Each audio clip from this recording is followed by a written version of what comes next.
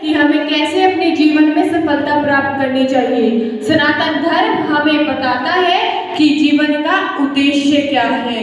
हमें पता चला कि महाराष्ट्र में चुनाव से पहले गौ माता को राज्य माता का दर्जा दिया गया है। मैं महाराष्ट्र सरकार का धन्यवाद देती हूँ जिन्होंने गौ माता को राज्य माता का दर्जा दिया। मैं सरकार से अनुरोध करती हूँ कि जैसे महाराष्ट्र में गौ माता को राज्य माता का दर्जा दिया गया, वैसे ही इस भारत देश में गौ माता को राष्ट्र माता का भी दर्जा देना चाहिए, ताकि हमारी युवा पीढ़ी गौ माता की रक्षा कर सके, गौ माता को प्रेम और स्नेह दे सके, की रक्षा कर सके। हमारे महाभारत में यह बताया गया है कि धर्मो रक्षिता रक्षिता, अर्थात अगर हम धर्म की रक्षा करते हैं तो धर्म हमारी रक्षा करता है। अंततः मैं अपनी वाणी को विराम देते हुए यह कहना चाहती हूँ कि युवाओं को सनातन धर्म के मूल्यों को समझना और अपनाना चाहिए, ताकि वे अपने जीवन के उद्देश्य को समझ सके। धन्यवाद।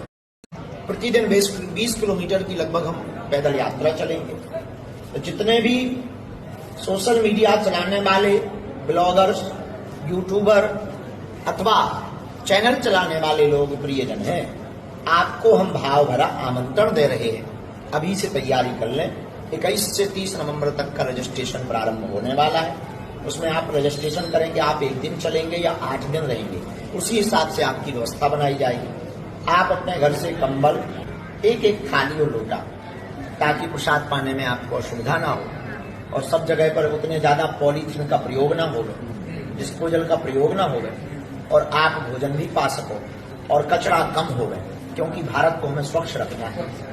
तो ये लेकर के आप लोग हमारे साथ 8 दिन तक चलेंगे। ऐसे करते करते 8 जगह पर रुकेंगे। 8 जगह पर यात्रा के मध्य में रुक करके गली गली में गांव के लोगों को जगाते हुए ओरछा राम राजा सरकार में ध्वज को चढ़ाने के लिए हम पहुंचेंगे। प्रतिदिन 20 किलोमीटर की लगभग हम पैदल यात्रा चलेंगे। जातिवाद तो आप लोग, एक बार मैं कहीं कथा कर रहा था तो मुझे किसी ने प्रश्न किया, महाराज एक बात बताओ, आप सब कथाकार इतना ब्राह्मणों का पक्ष क्यों लेते हो? सबसे ज्यादा जातिवाद तो आप लोग फैलाते हो। बताओ, ब्राह्मण कुछ भी करे उसको मारने का अधिकार ही नहीं है, ऐसे तो फिर सब गलत काम कर सकते हैं वो। देखो, शास्त्रों में 2 प्रकार की बातें हैं। एक प्रकार की बात तो यह है कि कई बार कर्म से व्यक्ति का स्वरूप स्वभाव जाना जाता है और उसको मृत्युदंड आदि जो भी दंड देना हो वो दिया जाता है। और यही भगवान कह रहे हैं कि ब्रह्म बंधुर न हंतव्य, ब्राह्मणों को मारना नहीं चाहिए, चाहे कितना ही बड़ा दंड हो। स्वयं भगवान ने रावण मार दिया, रावण भी तो ब्राह्मण था। भगवान कह रहे हैं ब्रह्म बंधुर न हंतव्य, स्वयं हिरण्यकश्यप का वध कर दिया, ब्राह्मण था। भगवान कह रहे हैं ब्रह्म बंधुर न हंतव्य, महाभारत के युद्ध में कृपाचार्य का वध करवाया, ब्राह्मण था। काल, स्थिति, परिस्थिति और कर्म से कई बार व्यक्ति का स्वरूप पता चलता है। भगवान गीता में कहते हैं 4 वर्णाश्रमों के कर्म क्या है, तब वहां ब्राह्मण के 4 कर्म बताए गए। बहुत ध्यान से सुनिएगा, क्या कर्म है? सबसे पहला पढ़ना, अध्ययन का अधिकार ब्राह्मण को होना चाहिए, पढ़े। और दूसरा पढ़ाना। तीसरा दान देना और दान लेना, केवल लेने का अधिकार नहीं होता है। अभी ब्राह्मण किसमें स्थित हो गए? केवल ज्ञान बांटने में और दान लेने में नहीं। ज्ञान बांटने का अधिकार बाद में, पहले ज्ञान स्वयं लीजिए, स्वयं अर्जित कीजिए, तब उसको दीजिए। और दान लेने का अधिकार बाद में है, पहले दान करिए। ब्राह्मण को भी दान करना चाहिए और यजमान से ज्यादा ही करना चाहिए। ब्राह्मण के 4 काम है।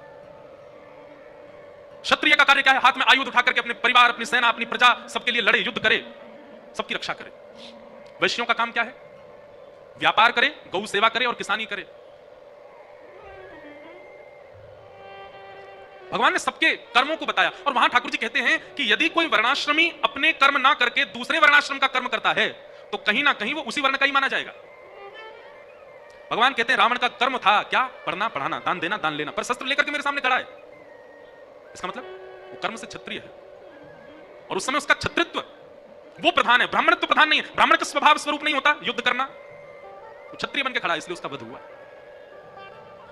लेकिन कोई अपने ब्राह्मणत्व में स्थित है और कोई स्त्री अपने स्थित्व में स्थित है और गलती से उनसे कोई अपराध बन जाए तो उनको दंड दिया जा सकता है, मृत्यु दंड नहीं, मृत्यु दंड नहीं। द्रौपदी के 5 पुत्रों को मारा है अश्वत्थामा ने, लेकिन द्रौपदी अर्जुन से कहती है इसको मत मारो। क्यों ना मारे? तब द्रौपदी ने यहां पर 5 बातें कही, बहुत ध्यानपूर्वक सुनिएगा। हर व्यक्ति को निर्णय लेने से पहले इन 5 बातों का ध्यान रखना चाहिए कि धर्मम न्यायम शकरुणम निर्वलीकं समं महत् राजा धर्मसुतो राज्ञा प्रत्यनन्त्यद्विजो द्विजा। हर व्यक्ति, जो भी पंडाल में बैठे, जो भी कथा सुन रहे हैं, सब बहुत ध्यान से सुनिए। किसी भी निर्णय को लेने से पहले इन 5 चीजों का ध्यान रखिएगा। सबसे पहला, मैं जो निर्णय लेने वाला हूं, मैं जो अभी बात करने वाला हूं, वह धर्म है कि नहीं, वो कहीं अधर्म तो नहीं। सबसे पहले धर्म का ध्यान रखिए, धर्मम। दूसरी बात, न्याय, कहीं मैं गलत व्यक्ति का पक्ष तो नहीं ले रहा हूं।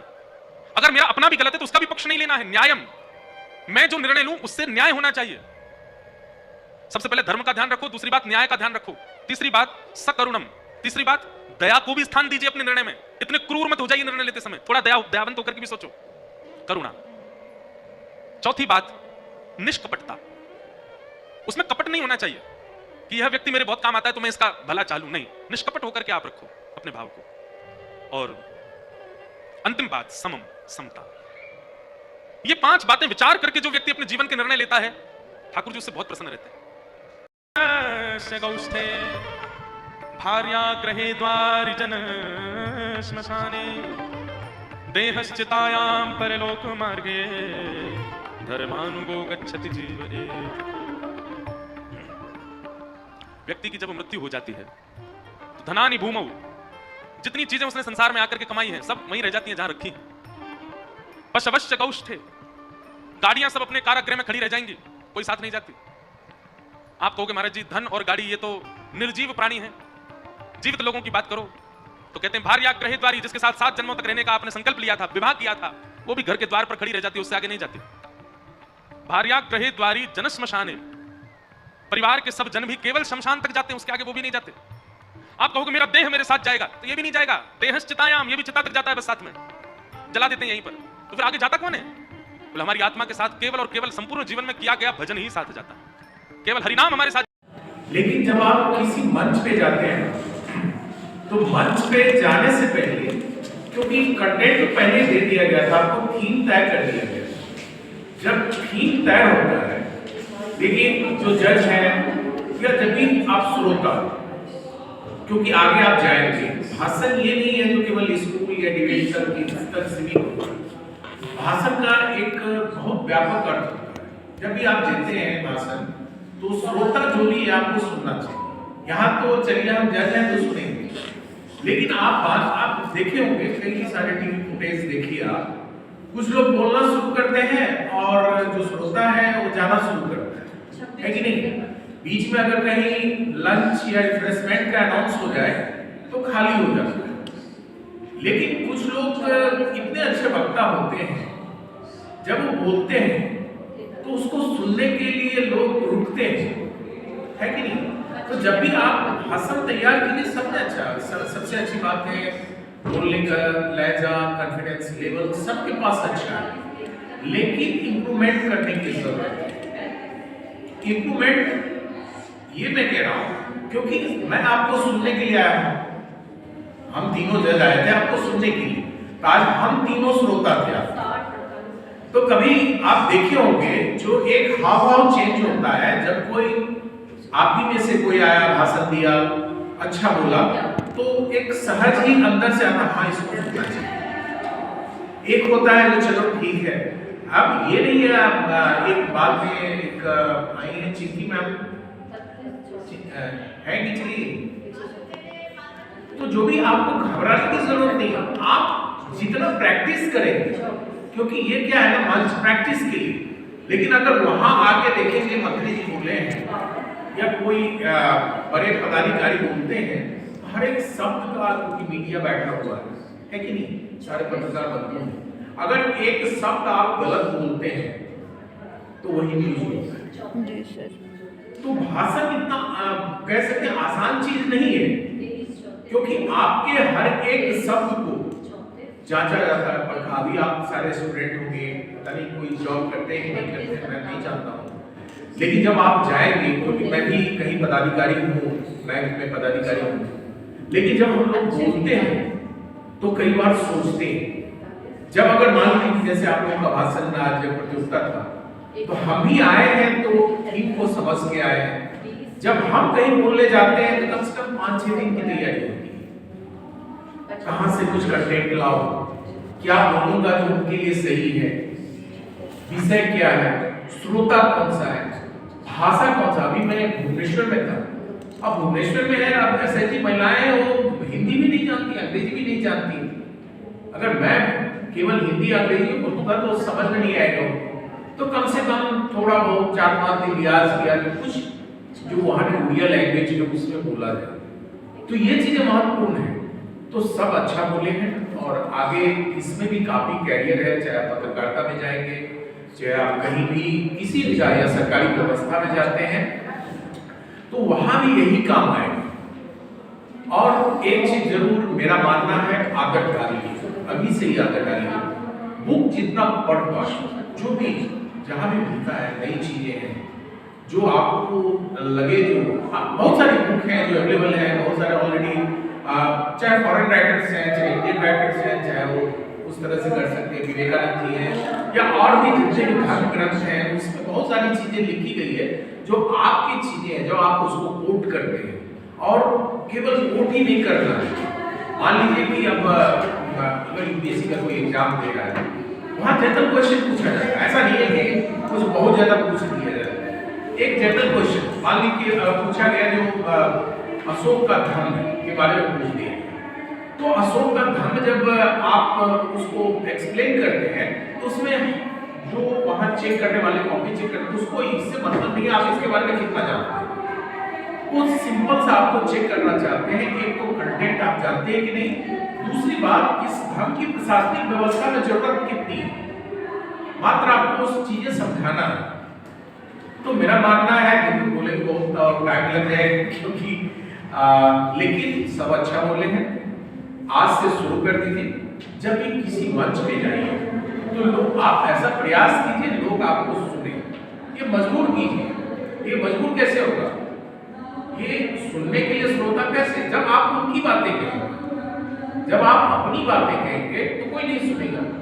कंटेंट से डिविएट नहीं हुए, थीम से डिविएट नहीं हुए, जैसे क्या ना थीम जो है उसी के इर्द आप घूमिए। पंचप्राण दिया गया तो पंचप्राण के इर्द है, उसको आप जोड़िए। वर्तमान में क्या होता है, भविष्य में क्या हो सकता है, भूतकाल में क्या हुआ है, तो थोड़ा बहुत ऐसे ऐसे करके कालखंड में जोड़ते हुए जब आप उसको बताते हैं तो श्रोता को अच्छा लगता है। श्रोता की भाषा को ध्यान रखिए, श्रोता के किस स्तर का श्रोता है वो भी ध्यान रखिए, और जहाँ जा रहे हैं मंच कौन सा है इसका ध्यान रखिए। इन सारी चीजों का जब आप ध्यान रखेंगे तो मेरा मानना है सहज ही हम आपको सुनने के लिए तैयार हो। हमें मजबूर कीजिए ना, श्रोता को आपको मजबूर करना। जब तक आप श्रोता को मजबूर नहीं करेंगे सुनने के लिए, तब तक आपके भाषण का अभिप्राय कुछ भी नहीं। आपको एक्ट करना है एज ए अधिकारी। मान लीजिए आप कहीं अधिकारी, बहुत सारी चीजें, बहुत सारे लोग बहुत सारे संदर्भों में आ जाते हैं, सबकी अपनी अपनी समस्या है, उसको आप कैसे डील करोगे। अगर मैं बैंक में हूँ, बहुत सारे लोग किसी बीमारी के कारण पैसा निकालने के लिए आ रहे हैं, किसी की जमीन बिक रही हो, वो एक अलग टेंशन है। तो हमको हर एक कस्टमर को डील करना है एकदम पेशेंस के साथ। वैसे ही आपको है, जब आप अधिकारी बनेंगे आपको समस्या है, सैलरी क्या है, जब आप नौकरी करेंगे तो सैलरी क्या है, सरकार क्या करती है, अपनी समस्याओं को वेतन के रूप में, सैलरी के रूप में दे देती है, उसको देना। Pleasure of Amrit Kaal. The scenario from the beginning was not really clear, but the goals about which a respected Prime Minister Shri Narendra Modi ji talked about on 15th of August 2022 with the announcement of 25 years old Amrit Kaal to build Viksit Bharat. While this speech also gives significance to the Panch Pran of Amrit Kaal. The first Pran is a resolve of developed India with proper policy formation and implementation. There is a need of citizens of the country as well as to contribute towards our democratic India to forming a developed nation. The second Pran is a resolve of national unity. A nation with a past slavery mentality and colonial mindset becomes an obstacle in the development of the nation. The third front is to removing the trace of the colonial mindset to become India a more developed country. The fourth front is to taking pride in our legacy. The fourth front is to taking pride in our legacy and medieval old heritage. Remember what our epic Ramayana says. Janani Janma Bhumischa, Janani Janma Bhumischa, Swargatapi Gariyasi. Means our mother and the motherland is greater than the heaven. This Sanskrit slok also motivates us towards our last prana, because our last prana is the sense of duty. The sense of duty among citizens. The emotions are done by the actions. Let's take the Panch Pran pledge. Let's take the Panch Pran pledge to complete our vision. To complete our vision and to contributing towards the developed India. Now I would like to end my words with a note. इसकी मत परवाह करो, हर्ष रहे या विचार